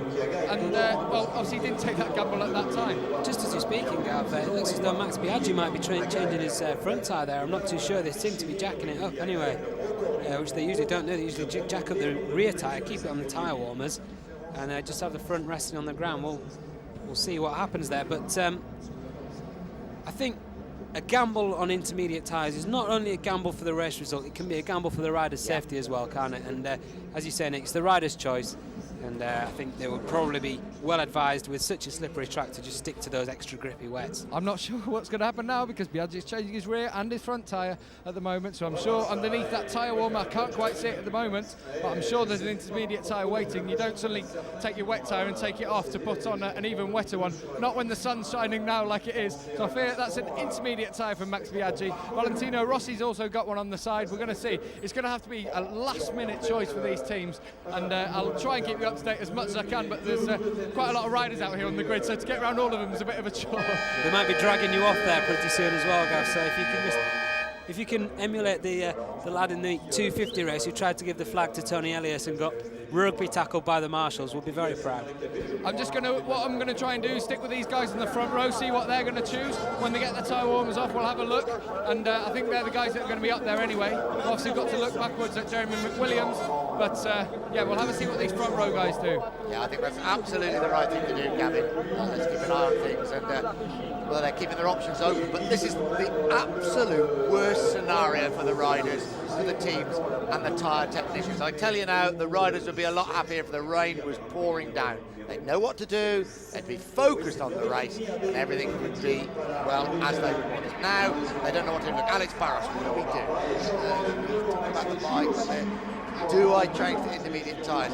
Typical, this is English weather in France, isn't it? There's sunshine now, you can see shadows on the grid. It was absolutely pouring out of the sky here 10 minutes, quarter an hour ago. Oh, it's not a choice you want to make, and I just saw Mick doing the 5 times world champion on the grid there, and I bet he's thinking, oh, thank goodness I'm not a rider anymore, because it really is a difficult choice, and I think it's a choice that only the rider can make at the final moment. I've just got a glance here with Cito Pons. He's just taking a walk around the grid. Remember, he's the team manager, obviously, for the Honda Pons team, and he's just having a look at the other teams, what they're putting on their bikes at the moment. I think Max Biaggi's fitted an intermediate. I can see by the side of Valentino Rossi's bike that he's got a tyre warmer on a tyre, and on that tyre warmer says cut slick. I'm guessing under there is a cut slick. We'd say, I think that's called an intermediate tyre that we'd say, so it's half wet, half dry tyre. He hasn't put it on though, so on his bike it looks like he's got 2 full wets. Let's just remind you, it's all right having wets when it's wet, but once it starts to dry out, it just rips the rubber off those wet tyres, and this tarmac here, we'd imagine, would do exactly that, and that really would be looking now. Jeremy McWilliams, he was the king in the wet yesterday, the Ulsterman, with those Bridgestone tyres. He'll be just looking up and saying, please, let's get some of those big black clouds, and still hovering around over this circuit. Drop some water on it. Just having a look at Norrie Hager's bike, who's having such a good race. What they're doing with his full wets at the moment, they've got a file, a rasp on it, and they're just scuffing up those rear tyres. So they, they get some bit of scuff into them. So they maybe, they're a bit softer because wet tyres are quite hard. So all sorts of things going on here. Now we're just waiting to see. They're all about to take the tyre warmers off. We're all being sent off the grid now. We'll see if we can catch a glimpse of what these riders have got on. Well, that's a full wet front for definite from Rossi, isn't it? Yeah, it trying is to have for a look him. at the back. And Barros, and Okawa, and Biaggi's. They've all got full wet fronts. Remember, there's a lot of weight going onto the front tyre, and Max Biaggi has a cut slick rear. Well, that's a full wet rear for Valentino Rossi, so different tyres already between Biaggi and Rossi. I think Biaggi's just taking that gamble, like you said. I think he's saying, right, I'm just going to throw this hat into the ring. Rossi's got on the full wet tyre. Biaggi's got on a cut slick tyre. Okawa's got a full wet tyre. So that's the front row for you. You've got Rossi, Barros and Okawa all got full wets on the front and the rear. And Max Biaggi has a wet front, but he has an intermediate rear tyre. Well, there is confirmation of that. Alex Barros with the wet tyre. Well, we're sitting up here, we're right above the circuit, very high above the start-finish line. There's a bit of sunshine, there's a bit of breeze in the air. The track is drying out. I think he's going to take the gamble. I said somebody take the gamble. I've got to be honest, I didn't think it would be Max Biaggi that would take the gamble because he's second in the championship. Yeah. He's 3 podium positions already. But if he's ever going to beat this man, perhaps this is the time. Max Biaggi is gambling with his tyres. Has he changed his mind? Toru is now running off. Where's he running off to? Is the bike being wheeled off the grid? It is. So problems for Toru Okawa. Toru Okawa looks as though he's going to start from the pit lane. Maybe he's reverting to his his bike with dry settings. Who knows? Maybe not. He's pushing his number 2 bike back up to the garage. Well, he's running up the pit lane. His team are running up the pit lane with the starter motor. He's going back to his garage, so we'll see what happens to Toru Okawa now. Maybe a quick change onto intermediates for Okawa, then Gav, or even full slicks. And then he won't mind starting from the back of the grid, or rather from the pit lane and joining in the back of the grid if they're cut slicks, aren't they, on Biaggi's bike? That's absolute confirmation. Max Biaggi is taking the gamble with the tyres. He has got a cut rear slick on. All the others on the front row of the grid have got full wets. It might be worth, Gav, just having a look at what Toru Okawa's up to. I'm just there at the moment. Sorry, Matthew, just to say, I don't think it's a problem with the tyres. I don't know whether they weren't able to change it. They're just looking at that rear shock at the moment. They're just making adjustments in there. It doesn't look like it was a tyre change at all. Here we are in the garage now of Toru Okawa. It's a technical problem, isn't it? Definitely a technical problem. Terrible look for Okawa. He was having an excellent race, wasn't he, there in 3rd position? He was looking very, very strong. What can he do? Just wait. Take his helmet off, is it? No, he's saying, I think, like the visor misting up. It's going to be 2 warm-up laps. Sorry, just say Norikabe was in the pit lane. He didn't join up with the grid. As they set off now, he's down the end of the pit lane. He's got cut slicks on as well. So Norikabe on those cut slick tyres as well. And he'll join as they all file past the end of the pit lane. Norikabe will join just behind them. This is a very, very important 2 warming up laps, I think, because Max Biaggi in particular will know if he's made the right choice. My golly, he'll be feeling his way around now thinking, have I made that right choice? Have I done the right thing? Toru Okawa still hasn't left the pits. He's still in his garage. He's sat there. It looks like they're making changes to his other bike as well. It's real pandemonium in the Honda Ponds pit. This isn't good for Toru Okawa. It looks like they're changing that rear shock linkage. They use it here. They try and get the bike to squat a little bit more so it gets a lot of traction out the corners. They seem to be adjusting that. Whether that's something to do with the wet settings, I'm not too sure, but he hasn't left the pit lane yet. Well, just to interrupt you, Gav, I know that you can't really see what's happening out on the track because you're down in pit lane, but on the other side of the track, it's still absolutely drenched. So we've got 2 halves of the track here, a part that seems to be drying out and a part that's completely wet. And look at Colin Edwards there, you can see the spray coming up now. Toru Okawa's going to be looking at this thinking, oh, it's still wet on the other side. What do I do? Valentino Rossi's probably smiling under his visor because he's on full wet. And certainly if you look at the track on that far end of the circuit, so they come onto the back straight now, he has definitely made the right choice. That's Sete Gibernau in front of him. This is Rossi. very capable of bucking that Honda into bends when it's slippery. But he's so careful here. He was lucky yesterday. He ran off the track a couple of times during the 2 days of practice and qualifying. Both times he stayed on the bike. You have to be very careful in these conditions. This is Max Biaggi. Biaggi has taken the gamble. He has got a cut, slick, and intermediate rear tyre, hoping that the track is going to dry out. It's certainly drying out where we are, up in our nice warm combustion box. It still looks very wet out there as we see Kenny Roberts come through the chicane. Now I think we saw Kenny fitted with 2 wet tyres, he's been fitted on the grid. Now what they're doing with Torokawa, they're using the bike that he actually finished the dry weights with now. He came in, the other bike's obviously no good, they're going, but they've still got the full wets on there. I think if he's going to have to start this race from the back of the grid, maybe he should take a gamble, but he's going for those full wet tyres anyway. This is the second of the warm-up lap as they pass down the straight now, so I suppose he's got enough time to get around there maybe. Here's the new grid. Valentino Rossi on pole from Barros, Ukawa and Biaggi. Second row, Gibernau, Haga, Abe and Melandri. Torokawa's leaving the pits now, they're just starting it up and Okawa's going to get going as Max Biaggi's come into the pits now. Biaggi's come in and he's talking to his chief mechanic. What's Biaggi going to do here? I think he might have seen it down the other end, but it's too, around the other side of the circuit, but it's too slipping. He's going to have to change those rear cut slicks that he's got on there. And more drama with Biaggi and Okawa both in the pit lane at the moment. Okawa leaves now. Without a doubt, I think that Biaggi has decided it's too wet out there. There we are, confirmation. Biaggi is not taking the gamble. He's been out there, he's seen how wet the track is, and he's now back on full wet. Valentino Rossi and Sete Gibernau, probably a little grin under their visors. They know they've made the right choice, and here comes Max Biaggi with a change of a rear tyre. He'll have to stop at the end of the pit lane there and join his teammate Toru Okawa. There they are, the 2 Pons Honda machines, distinctive in their yellow and blue colours. Sito Pons can hardly believe it, can he? Bad luck for Okawa, and there's a big gap now on the front row because Biaggi and Okawa both missing from that front row. That could leave open a nice little gap for Jeremy McWilliams, who's back on the 3rd row, but he's only got Marco Melandri in front of him on the 2nd row. Couldn't it just? And were you saying, Gav, that Norik Abe has come in as well? Norik Abe didn't actually leave, he wasn't on the grid when it reformed, so he was in the pit lane still. He joined up with that second warm-up lap behind the safety car. He had cut slicks on though, so surprised to see him not come back in, but maybe Abe thought, look, this is maybe going to be my last race of the season, I'm going to gamble. These lot go out there, they've got the full wets on, just in case I'm going to take it, why not? So the red flag is shown. Now this is the 2nd race, this will decide the World Championship points. This will decide the outcome of the French Grand Prix, and it's going to be 13 laps. Tyre choice is crucial. A sparse grid, but here are the riders coming carefully now through this final warm-up lap.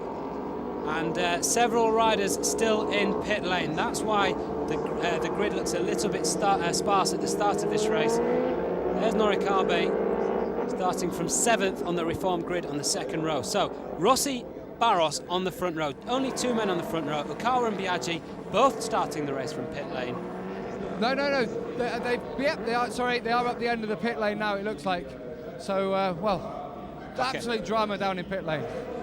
So the red flag is being shown. This will be 13 laps. The French Grand Prix, the first race was stopped because of the rain. These 13 laps would decide the outcome of the race. Valentino Rossi certainly is not ready. Only 2 men on the front row of the grid. Biaggi and Okawa start from pit lane. It's Rossi and Barros as the sun comes out. 13 laps, the French Grand Prix here at the Bugatti circuit at Le Mans. The lights go. It's a very good start by Barros on the Yamaha as they race up towards the right-hander. Barros leads the way, Rossi on the outside, and Barros just holds the advantage. It's a straight drag to the first corner as the 3 riders starting from pit lane, Biaggi, Jacques and Okawa. And this is where the track gets wet, round the back end of it. Through this chicane that comes after the fast right-hander. It's Barros leading the way from Rossi and Gibernau, and Haga as well there in 4th place. Now it looks dry through the start-finish where the riders start from the starting grid, but as you can see, the rain that's falling is still there on the track.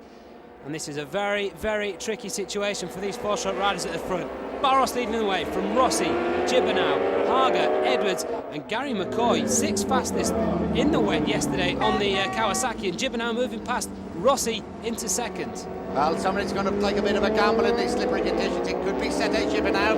Gibernau has moved into 2nd place. Rossi is relegated to 3rd. Barros flying at the front, but just look at that Yamaha slide across the track. Look at Gibernau as he breaks that slide. Rossi still in the 3rd place. In 4th place, Noriyuki Haga. Just look at the spray coming up from the rear wheel there of Barros' machine. It's very wet, it's very slippery, and it's very, very dangerous indeed. Sorry, we ride with Olivier Jacques now as Barros' teammate, but Barros leads, Gibernau 2nd. Rossi in 3rd place. They are taking it so carefully. This is a real feeling lap. They're all on full wet tyres, those 3 at the front. Some have gambled on some intermediate tyres, but that really doesn't seem the way because it may be dry at the start and finish. And here is Jeremy McWilliams in 7th place on the Proton KR. Now, Max Biaggi had to start from pit lane after changing his tyres very, very late indeed. Now on the pace. They're not that far behind, are they? Biaggi, Jacques and Dukawa both, or rather all 3 went back into the pits to change for wet tyres, and it looks as though that move could have paid off because there'll be some riders out there on cut slicks who've taken a gamble. Cut slicks meaning slick tyres with some abrasions in them to cope with the wet conditions, and those guys who've taken a gamble not able to keep the pace of the guys on full wets at the front at the moment. Now then, will that gamble pay off? Will this track dry out enough for the guys currently at the back on the cut slick tyres to get back to the front, or will we have enough water to see these guys on the wet tyres stick it out? It's going to be very interesting. We've got 12 laps of it still to go. We're on board with Valentino Rossi currently in 3rd place. You can see how wet it still is around that section of the circuit. Barros still leads the way. Gibernau in 2nd place. Valentino Rossi in 3rd place. That was a perfect illustration, that on-board shot, just how wet it is at that far side of the circuit, while it's really drying out in the start and finish line. 1.5 laps have gone. 11.5 to go. Barros still leads. Sunshine comes out, but still some spray coming from the rear wheels of these machines. Gibernau breaks a little bit later than Barros, but Barros still holds the advantage as they come up round the right-hander. Just look to see, but there's Olivier Jacques. Just wait to see how much spray and how much rain has been coming up into his visor. It does seem a little bit drier there, but it's still very wet, as you can see. You don't see MotoGP bikes going this slow very often, but they have to when the track is so slippery. But Barros leads, Gibernau 2nd, Rossi in 3rd place. A fair old gap then. Haga, Edwards, McCoy, Jeremy McWilliams absolutely flying in 7th place. Olivier Jacques, we've had some on-board shots on in 8th place. Max Biaggi 9th, starting in pit lane. And Otoro Akawa also from pit lane 10. And Andrew Pitt going very well in 11th place. John Hopkins 12, 13 Abe, 14 Hayden.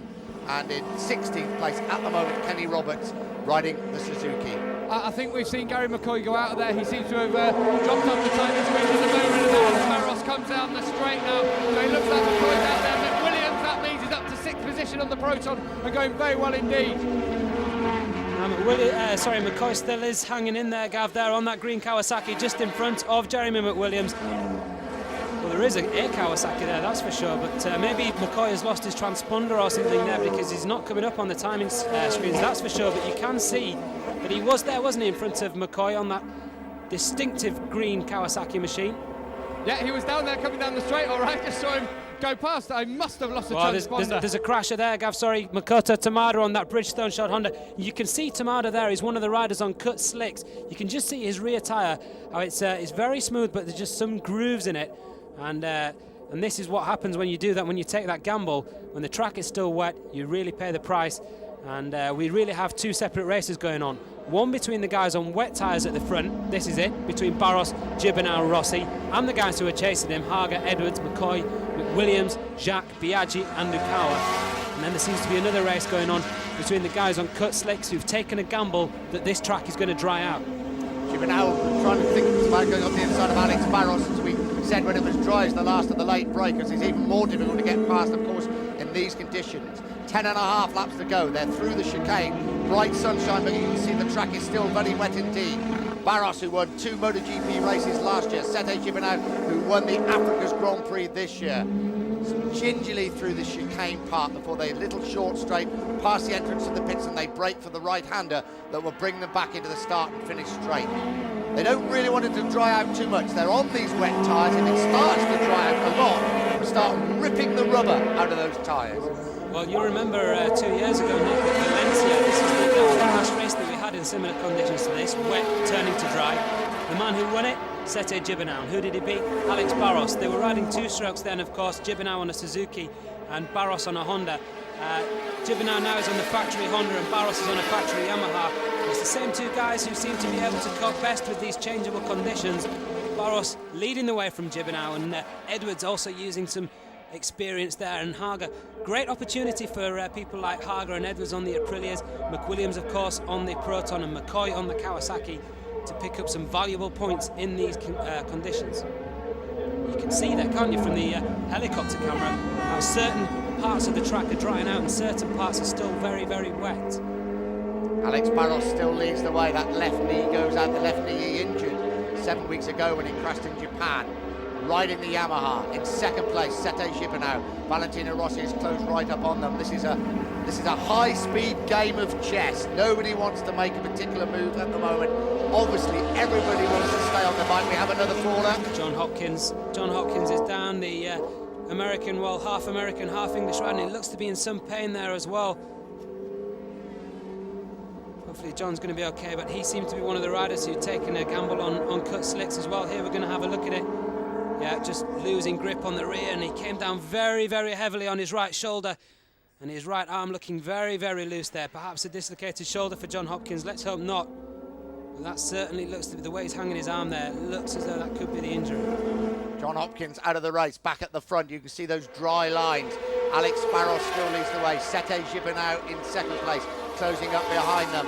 The world champion, the championship leader, Valentino Rossi, when they cross the line, which will be any moment now. There will be 9 laps remaining of this 13-lap French Grand Prix here at Le Mans. They're picking up the pace a little bit. Here comes Rossi up the inside. Thinks about going up the inside, and Gibernau decides probably the best thing not to do at the moment as they break for the chicane. Barros leads. Gibernau, here comes Rossi again. Rossi has decided it's time to do something about this. There is Hager, Jeremy McWilliams running in 5th place now. The 34-year-old Ulsterman on the 2-stroke Oxfordshire-built Proton KR machine is absolutely flying in these conditions. There is McWilliams, he's the second one of that group. Behind McWilliams we have Colin Edwards. Yeah, restarted this race from 12th position on the grid. Funnily enough, this 2-stroke Proton machine, which is making its final appearance, had a best ever finish of 6th here with Nobuatsu Aoki last year. It's never finished higher than that at any other circuit, so 5th place for Jeremy McWilliams at the moment. That would be the highest ever finish for that KR 3-cylinder 2-stroke machine, and how appropriate it would be in its final appearance as we await the arrival in the race of the V5, which made its debut yesterday, Friday. They're getting in amongst the back markers now. They're obviously getting in amongst the people that have chosen those intermediate rear tyres, aren't they? They're finding it very slippery indeed. That doesn't help matters, but Barros still leads the way. Gibernau in second place, Valentino Rossi third. They're safely through the chicane. It's beginning to dry out. They're on wet tyres. Gibernau looks behind him. Rossi in as close as perhaps he thought he was. Round the right-hander, very gingerly indeed. And Barros, Gibernau and Rossi. Through the left. Little short straight, one of the Kawasaki's is gone. Andrew Pitt, the Australian rider, former World Supersport champion in his rookie season in MotoGP. She's out of 11th place.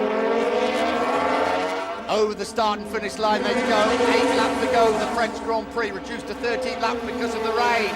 Alex Barros leads, Sete Gibernau in second place, Valentino Rossi in third. As the sunshine comes out. Now these riders, they don't want it to be too dry. They're not on the tyres if the track is dry. They're on wet weather tyres. They want it to stay wet. It is wet further down the circuit, but it does seem to be drying out as the sun keeps shining down the hill before they break for the right-hander. A lot of rain there, a lot of spray. That will cool the tyres down.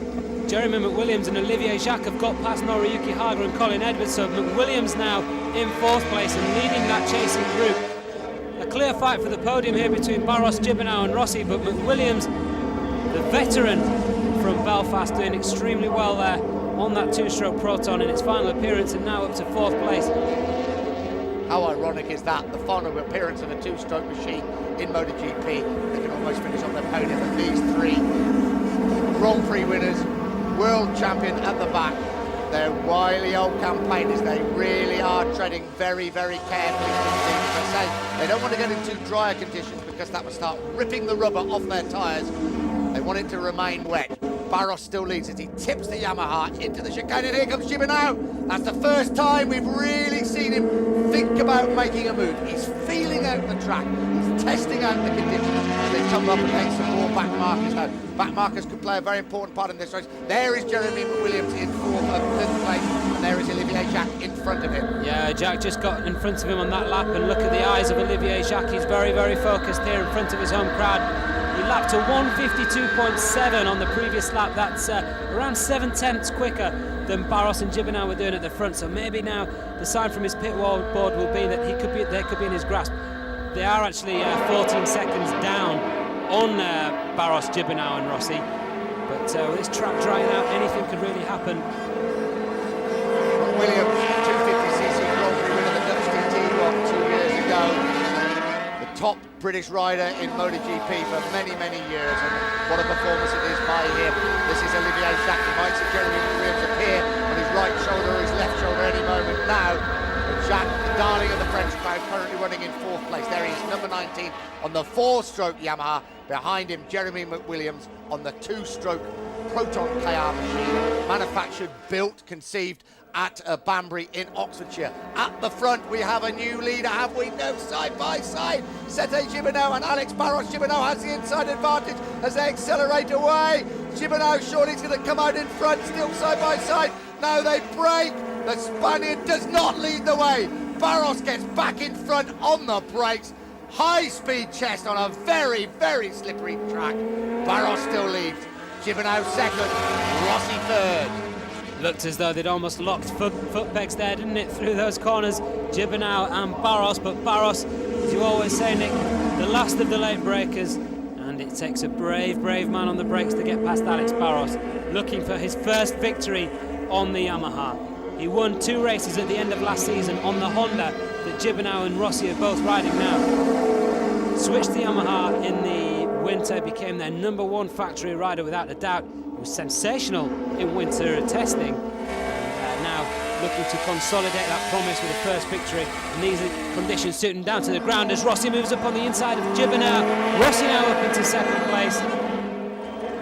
It's like he's been unleashed from the box, isn't it? It's like the greyhound coming out of the trap.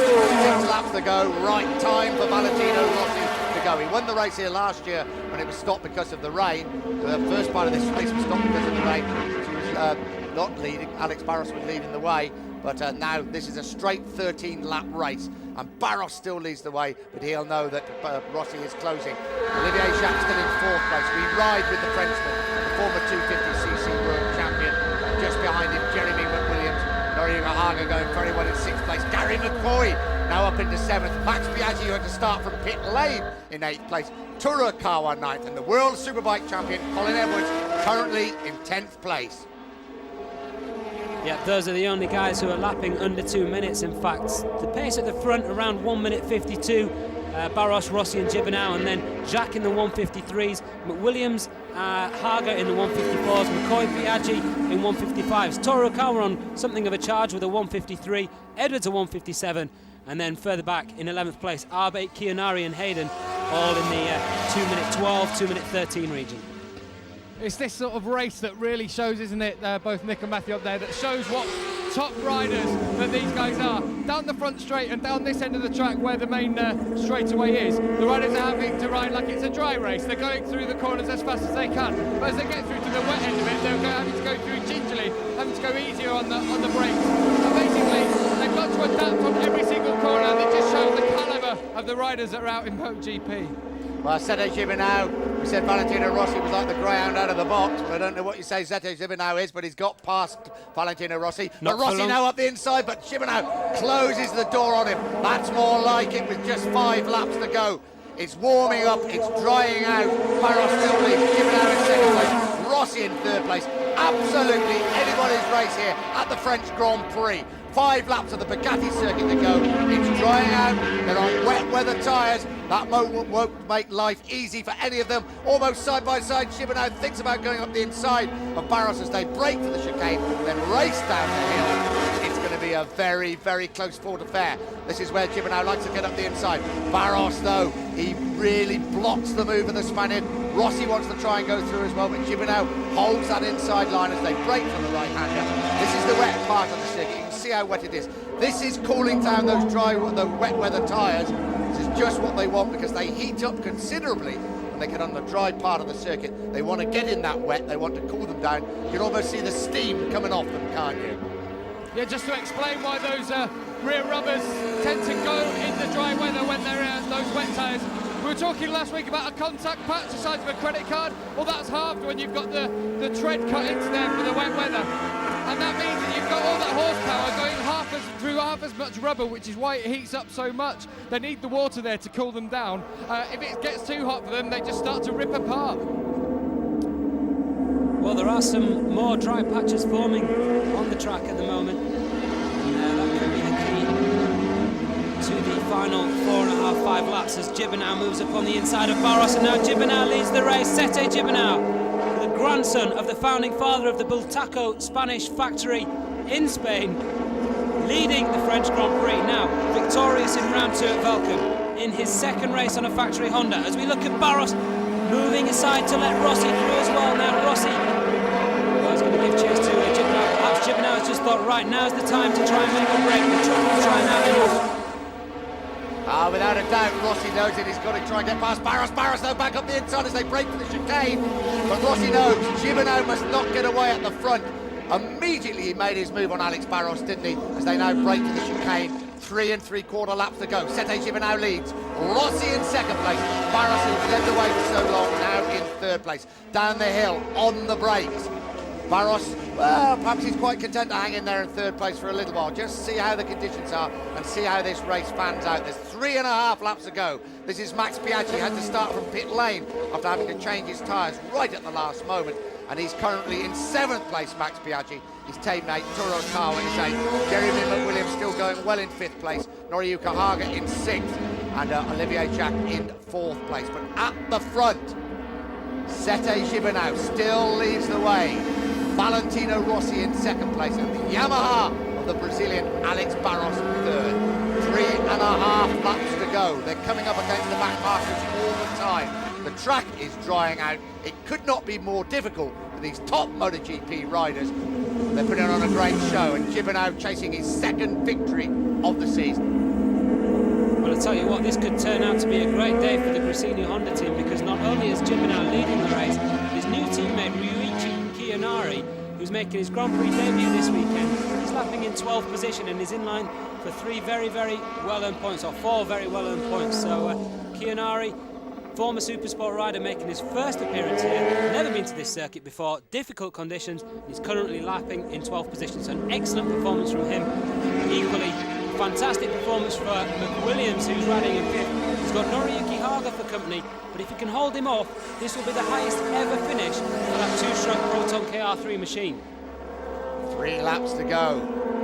It's getting tight at the front. There's Marco Melandri, the 250cc world champion. Said he didn't want it to rain today after doing so well in the dry qualifying period. The 3 leading riders are over the line.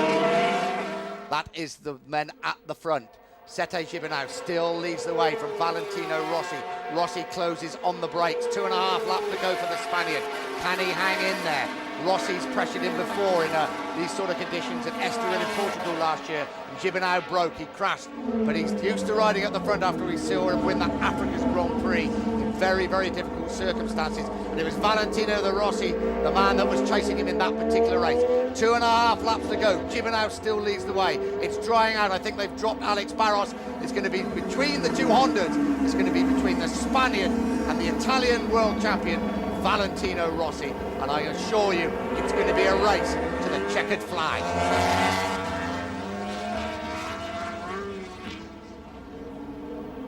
Well, as I was saying, Sete Gibernau, he's the grandson of the founding father of the Bultaco factory, Don Paco Bulto, and he grew up riding bikes ever since he was a very small child. He can ride absolutely anything. He rides dirt track, he can do motocross, you name it, he can do it, and that's why he's quite good. But like Rossi, when the rear tyres go off, Gibernau is good at controlling the bike. He doesn't mind if it just steps out of line a little bit. He's very confident with the front end, and that's why now, even though these tyres, as Gav was saying, they're wet tyres and they're running very, very hot in these dry conditions, he's happy and he's comfortable. And Rossi's comfortable because Rossi's moved in front of Gibernau now. 2 extremely talented riders now battling out in extremely unusual conditions as we go. 2 laps to go as they cross the line. Rossi now leading the way from Gibernau. Can Gibernau respond? Barros has dropped off the pace. It's going to be between the two factory Honda riders. Valentino Rossi, the series leader and reigning world champion, and Sete Gibernau looking for his second victory of the season, only the third of his career. Through the chicane they came. Rossi certainly hasn't got away. Gibernau's close. Gibernau on the brakes up the inside. Here he comes. He can't get through. Rossi holds the advantage. This is the real wet part of the circuit. They are on wet weather tyres. 1.5 laps to go. The world champion leads the way. Sete Gibernau in second place. Gibernau comes up at the outside. They're going to brake now for the left-hander. Gibernau should get in the lead. No. Rossi pulls across in front of him. Slides the Honda through. Holds the line. Doesn't run it wide. There's no way for Sete Gibernau through at the moment. Rossi still leads the way. The 24-year-old Italian. Gibernau trying all he knows to get past him.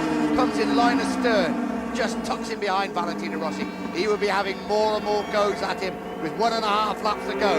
This French Grand Prix here at the Bugatti circuit at Le Mans. That's the gap from the helicopter shot. So they go along the little short back straight before they brake for the chicane. Bright sunshine, the tyres won't like that dry surface. But still Rossi leads. Gibernau right behind him into the first part of the chicane. Now into the right-hand part of the chicane. 1.5 laps to go. Rossi's still there, and Barros certainly is not letting them get away. They brake for the right-hander. Yeah, Barros just clinging on to their coattails, isn't it? It looks as though he just dropped off the pace, but he stepped it up on the last lap, and he's certainly closed in now on Gibernau and Rossi. Whether he can challenge for the lead with 1.5 laps to go remains to be seen. You can see now how the track is drying out as they complete this final double right and into the start-finish straight. Rossi then, with 1 lap to go, leading the way from Sete Gibernau. Rossi leads over the start and finish line, up through the very fast right-hander, 150, 160 miles an hour, on the brakes into the chicane, and Rossi is just opening up a bit of advantage. They're now coming into the wet part of the circuit. Gibernau closes up on the brakes through the Dunlop chicane. In third place is still Alex Barros. He'll be happy to finish on the podium as they come down the hill. Barros is on an absolute charge. Look, a 150.452 on that previous lap compared to a 151 dead of Rossi, the race leader. So Barros taking half a second off them on that previous lap. Can he do it again on this lap? We wait and see. That's Olivier Jacques. He's in a comfortable 4th place. Ahead of McWilliams in 5th, but Gibernau has taken over at the front. Gibernau now up on the inside of Rossi in the lead. On the last lap, Sete Gibernau, the Spaniard, looking for his 3rd career victory. Half a lap to go. Can Sete Gibernau hold off Valentino Rossi? He's opening up a bit of an advantage. Rossi on the brakes tries to pull him back.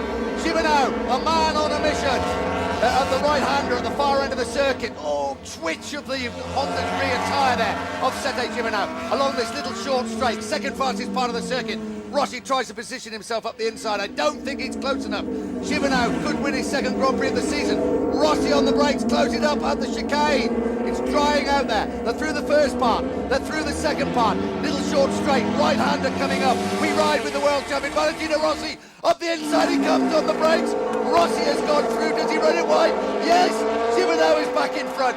1 bend to go. Who is going to win the French Grand Prix here at Le Mans? Through that final left, and then just a double right to go. Rossi up on the inside through the first right. Can Gibernau hold the advantage into the second? He can. Rossi runs wide. Gibernau through the final right-hand corner, just the short straight before they cross the line.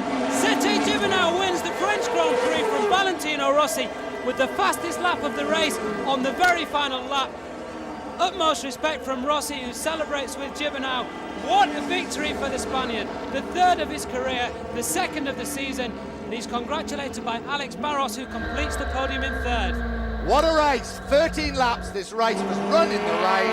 Gibernau wins. Rossi 2nd. Listen for the cheers of the crowd, because this is Olivier Jacques, the Frenchman, in 4th place, riding the Yamaha. Now we wait for the arrival of the 34-year-old Ulsterman, Jeremy McWilliams. He's been relegated to 6th place by the Honda of Max Biaggi.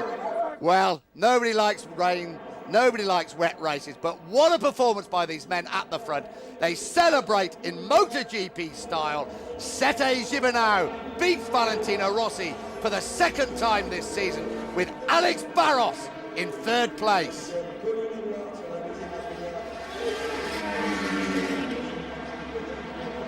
Gibernau once again dedicating his victory to Daijiro Kato, his former teammate.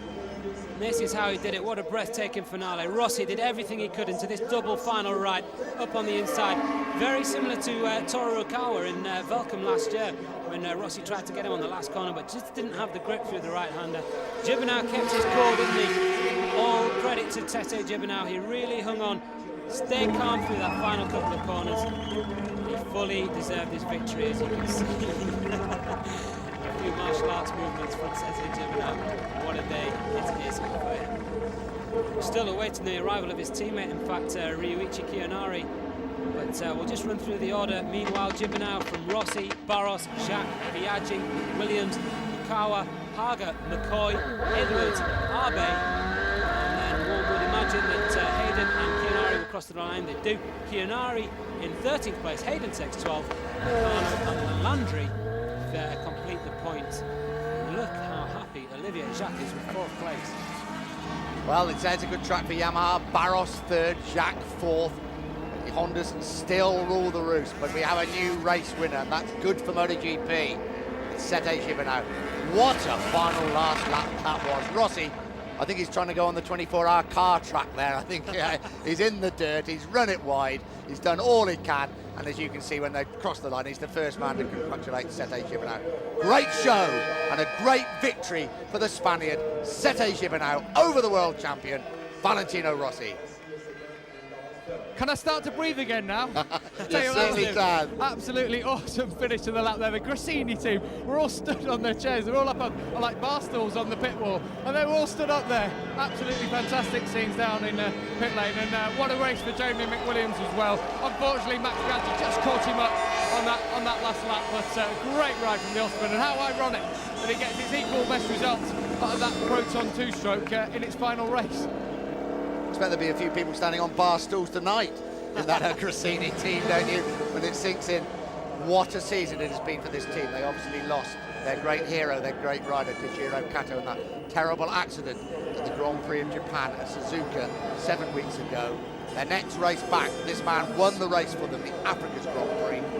He was in with a great chance of winning the Spanish Grand Prix 2 weeks ago at Jerez when he crashed. But he's back in there, he's back on form. Sete Gibernau is absolutely flying. He's coming to 3rd place in the World Championship. Rossi still leads the way on 90. Biaggi now in 2nd place, well, he was in 2nd place, he still is on 67. But Gibernau moving into 3rd place on 63.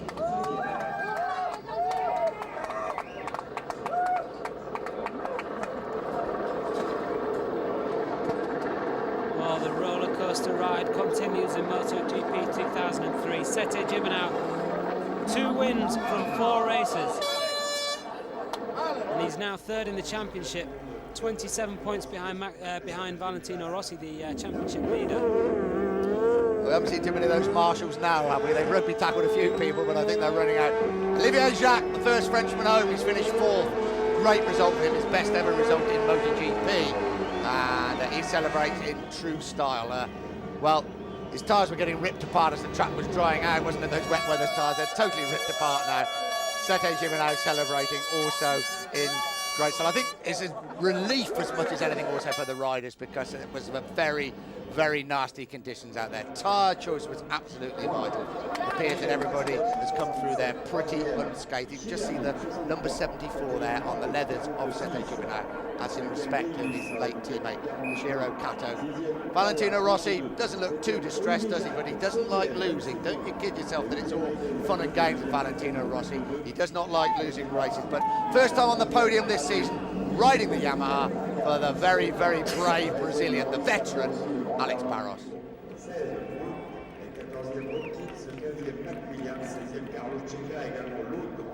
Great ride, wasn't it, from Barros there to 3rd place. Yamaha just getting stronger now. Barros literally getting stronger after his leg injury in the first round at Suzuka. He rode with it. He was in a great deal of pain, and then he rode at Velcom and Jerez as well, also not 100%. He said this weekend still not 100%, about 90 or 95, so plenty still to come from Alex Barros.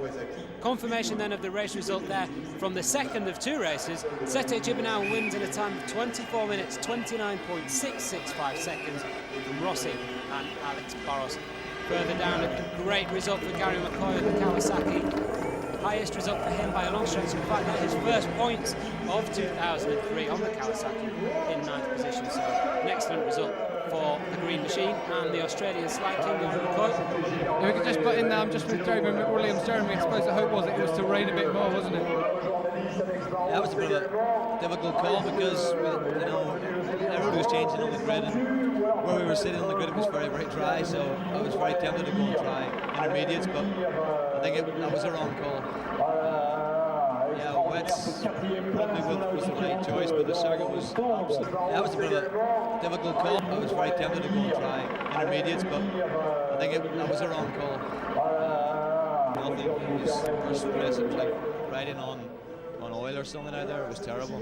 It was also the first place it started too. I think Le Mans was the first time they brought the 3-cylinder out, so somebody was watching over. We're going to have to race that bike in Mugello, and I'm looking forward to it. We had a good outing on it yesterday in the rain. It's great knowing that we're so close with so little miles on and so less. Today it would rain and we would have got on the podium at least, so I think we'll have to do it. We'll look forward to hearing that back. Equaling the best ever finish for the Proton Machine. That was set by Nobuatsu Aoki here at Le Mans.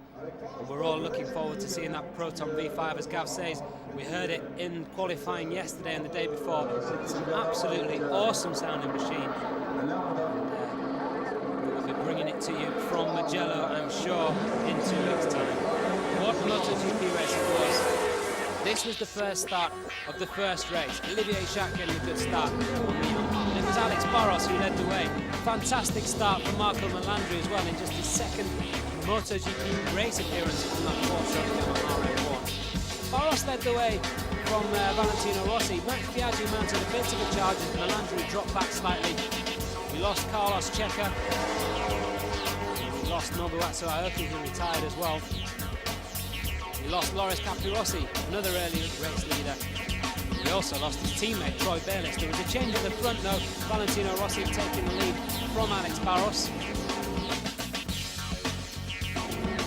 Barros just losing touch with Rossi in the dry conditions, as behind him, Sete Gibernau began to pick up pace and challenged Max Biaggi. Olivier Jacques continued to ride strongly in front of his home fans as Hervé Poncharal, his team manager, looked on. There's that group of factory bikes, Biaggi, Ikawa, Barros and Gibernau, who were trying to give chase to this man, Valentino Rossi. But you can see there why the red flags came out and why Valentino Rossi raised his hand. It was raining heavily, and then there was chaos on the grid. The teams and riders made their choices between full wet and cut slicks. It was the men who took full wets that took full advantage. Olivier Jacques riding well to finish the race in 4th place. Tamada, one of the guys on cut slicks to crash out. It's these three at the front, Barros, Rossi and Gibernau, who fought tooth and nail for the top 3 positions all the way to the end on those wet tyres. They were completely untouchable by the rest of the field. It was Sete Gibernau wanting to lead from Alex Barros. Still had plenty of work to do because Rossi gave chase. Barros just dropped slightly off the pace. Rossi soon caught Sete Gibernau, but it wasn't to be. Rossi ran wide into the final double right that brings them back into the straight. No way he can get the acceleration back quick enough to catch Gibernau across the line. A well-deserved second win of the season for Sete Gibernau. He dedicated it to his late teammate Daijiro Kato.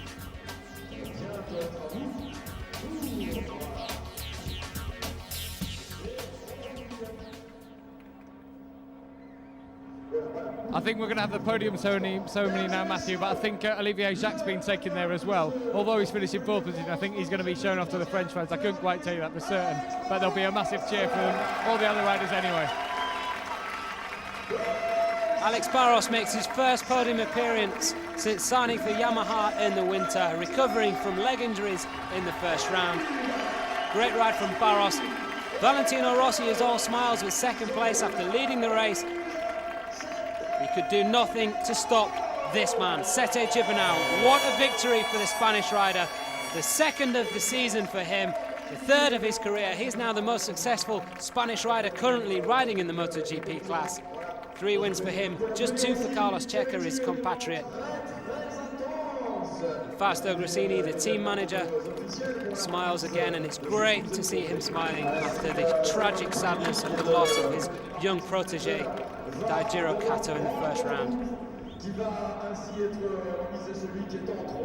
One thing's for sure, that Gibernau absolutely deserved that. He rode absolutely superbly there, just sticking around those front three, and that was one of the hairiest last laps he'll ever have. And held off Rossi. Rossi couldn't do anything, tried to go through, but Rossi went wide and he just maintained his line. Great riding for Gibernau on that final lap. World champion and still the series leader with 90 points, Valentino Rossi. 2 wins and 2 second places for him out of the first 4 races. One thing we haven't mentioned, Matthew, 3 Spaniards have taken the win today. That's so true, isn't it? Dani Pedrosa, Tony Elias and Sete Gibernau. What a day for them, and what a day for Telefonica Movistar, the sponsors. Sete Gibernau dedicates his second victory of the season to Daijiro Kato, his former teammate, that number 74 on his leathers there, the number 74 of Kato, and his teammate, his team manager, Fausto Grassini, on the outside of the podium there.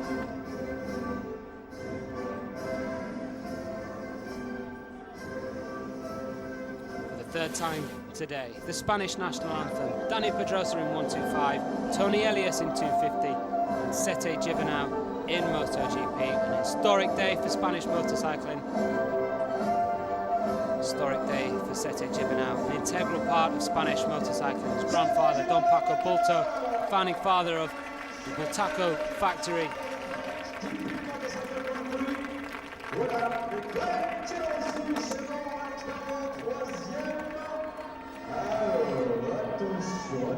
Attention, les hôtesses Polly font leur rentrée. 30 years of age now, Sete Gibernau, since making his debut in Malaysia, or rather in Spain in 1992. Gibernau celebrates on the podium with Rossi and Barros.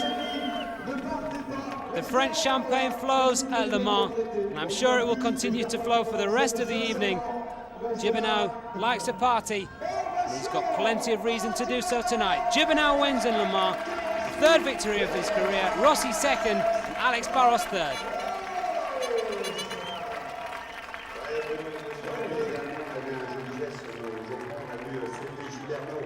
Avec la coupe, lever les yeux au ciel, et la numéro 74, le numéro du regretté